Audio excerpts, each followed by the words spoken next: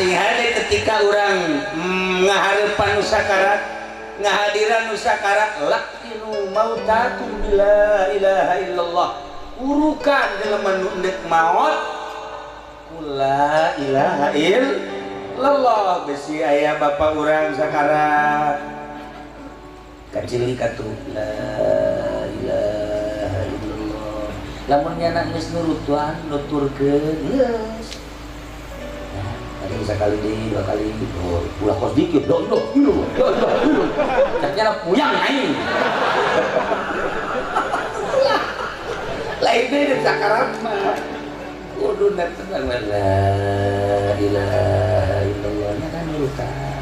bakal lamun geus ngap-ngapanana rada ngarenghap lain la ilaha illallah Allah bantu urang Allah sa masya